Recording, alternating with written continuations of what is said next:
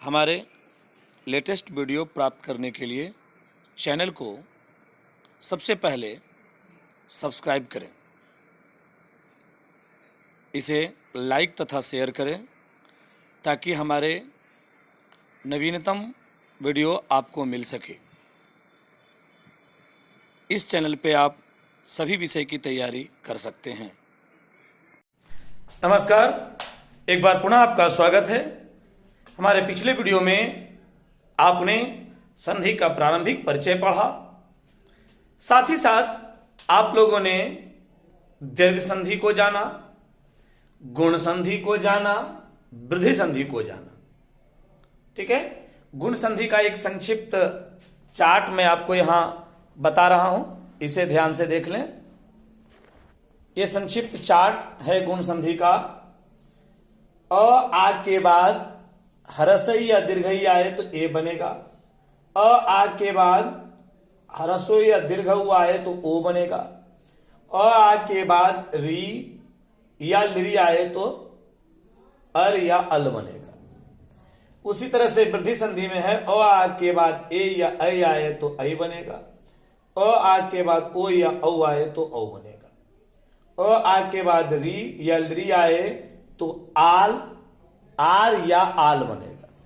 ठीक है, तो ये हमने देखा। अब हम लोग आज आगे देखते हैं। ठीक है, आज हम लोग आगे चलते हैं और हम लोग आज जानते हैं यण संधि को। यण संधि में क्या है, सबसे पहले इसका सूत्र जानिए। इसका सूत्र होता है इको यणचि। इको यणचि अर्थात इक के बाद भिन्न स्वर होने पर उनका यन हो जाता है। तो पहले इक और यन क्या है इसको जान लीजिए। तो इक प्रत्याहार हुआ ई उ री लरी, इक प्रत्याहार हो गया। यन हो गया य व र ल, यन प्रत्याहार हो गया। तो यदि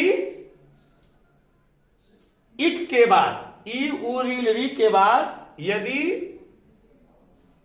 कोई भिन्न स्वर आए तो ई बदलता है य में, उ बदलता है व में, री बदलता है र में और लरी बदलता है ल में। जैसे देखिए, यदि धन अपि यद्यपि, ई अ मिलके य।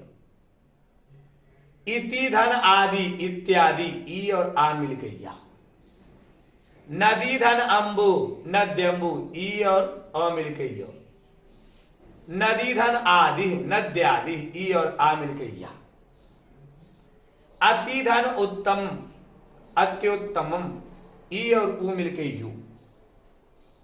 सुधि धन ऐश्वर्यम शुद्ध ऐश्वर्यम, ई ऐ मिलके य। अति धन औदास्यम अत्योदास्यम, ई और अ मिलके यो हो गए। दधि धन ओदनम दद्योदनम, ई और ओ मिलके यो हो गया। अनुधन अयः अनुवयः, उ और अ मिलके व हो गया। सुधन आगतम स्वागतम, उ और आ मिलके वा हो गया। सरयु धन अंबु सरयंबु, उ और अ मिलके व हो गया। बधु धन आज्ञा बधवाज्ञा, दीर्घ उ और आ मिलके वा हो गया। मधुधन इदम मध्विदम, उ और ई मिलके वी हो गया। साधु धन ओकह साधु कह, उ और ओ मिलके वो हो गया। पितृधन अनुमति पित्रानुमति, री और अ मिलके र बन गया। मातृधन आज्ञा मात्राज्ञा, री और आ मिलके रा बन गया। मातृधन उपदेश मात्रोपदेश, री और उ मिलके रू बन गया। लरी धन आकृति लाकृति, लरी और आ मिलके ला बन गया। ठीक है, इसके बाद हम जानते हैं अयादि संधि को क्या है। अयादि संधि का नाम है यांतो वांतो संधि भी, और यह नाम है यांता वांता देश संधि। ये भी यांतो वांतो अर्थात क्या हुआ, ऐ आय औ आओ, इनको मिला के कहते हैं यांतो वांतो। इसका सूत्र होता है यचो यवावयः। यच अर्थात ए ऐ ओ औ के बाद अच अर्थात कोई स्वर आए तो यांतव वांतव आदेश हो जाता है। अर्थात ए आए तो ऐ,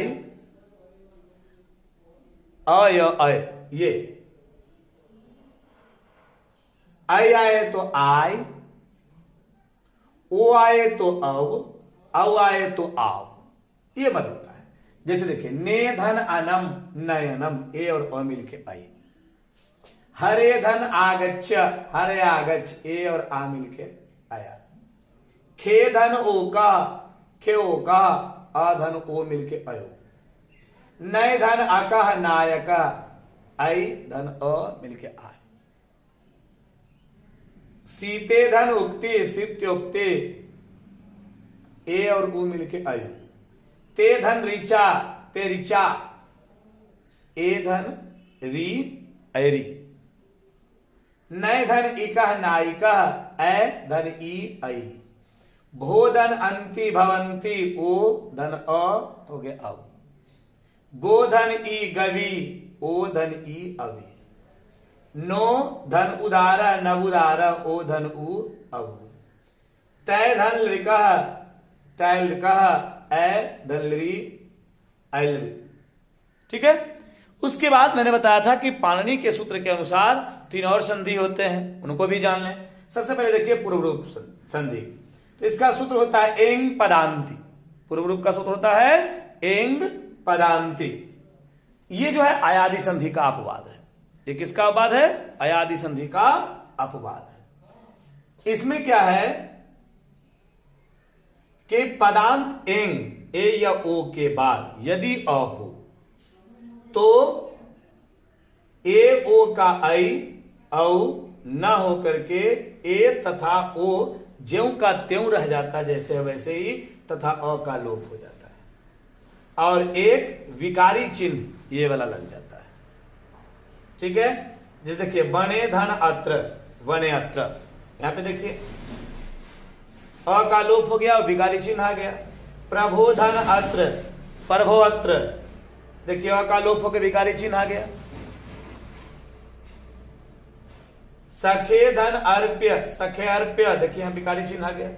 गजे धन अपि, गजे अपि, यहां भी देखिए विकारी चिन्ह आ गया। अब हम लोग देखते हैं पर रूप संधि। सूत्र है इसका एंग पर रूपम, एंग पर रूपम। इसमें क्या है कि यदि आकारांत उपसर्ग के बाद कोई ऐसा धातु रहे जिसका पहला वर्ण ए या ओ हो तो उपसर्ग के अ का ए या ओ हो जाता है। जैसे देखिए यथा प्रधन एष्यति, प्रेष्यति, देखिए और ए मिलके ए ही रह गया। उपधन ओसति, उपोसति, ओ मिलके ओ ही रह गया। प्रधन एज्यते, प्रेज्यते, ए मिलके ए ही रह गया। ठीक है। अब देखिए इसी में हम दूसरे सूत्र को देखते हैं। सूत्र है ओतोष्ठयोः समासे वा, अर्थात आकार के बाद यदि ओतु और ओष्ठ शब्द आए तो समास में विकल्प से अ का ओ पर रूप हो जाता है। यथा स्थूल धन ओतु, अस्थूलोतु, ऐसे अस्थूलयतु होगा तो वृद्धि है। बिंब धन ओष्ठ, बिंबोष्ठ, बिंबोष्ठ होता तो वृद्धि होता। ठीक है। अब देखिए इसके अगले सूत्र को हम देखते हैं। ओमांगोश्च, आकार के बाद ओम या आ रहे तो आकार का ओ या आ पर रूप हो जाता है। यथा शिवाय ओ, शिवाय ओम नमः, शिवाय ओम नमः। सेव धन एही, यहां एही शब्द जो है यह वास्तव में आधन इही से बना है, इसलिए हो गया शिव धन आधन इही शिवेही। ठीक है। अब देखिए अगला संधि है प्रगृह्य संधि का प्रकृति भाव। जहां संधि के नियमानुसार संधि होना उपेक्षित, संधि होना जो है अपेक्षित रहता है वहां जब संधि नहीं होती है तब उसे प्रगृह्य का प्रकृति भाव या प्रकृति भाव कहते हैं। अर्थात जहां संधि का नियम लगना चाहिए लेकिन संधि का नियम न लग करके कोई अलग नियम से बने तो वो आपको प्रकृति भाव कहलाता है। इसका सूत्र देखिए, इदुदेद द्विवचनम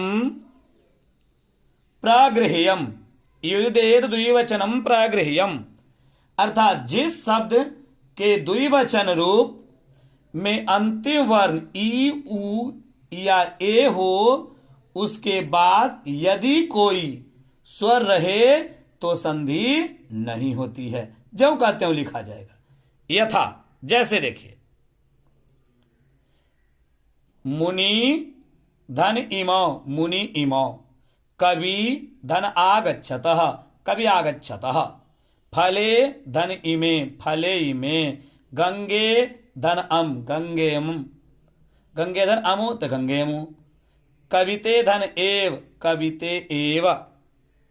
ठीक है, तो आगे हम लोग देखते हैं इसका और भी सूत्र है प्रगृह्य का, उसे देखते हैं। और प्रगृह्य का ये सूत्र है आपको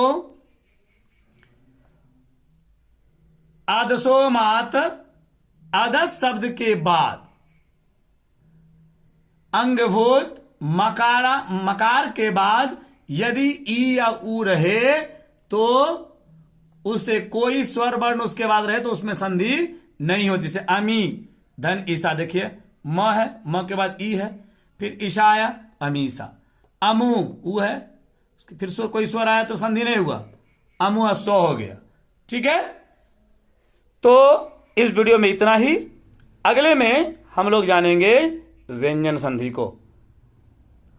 तब तक के लिए धन्यवाद, नमस्कार।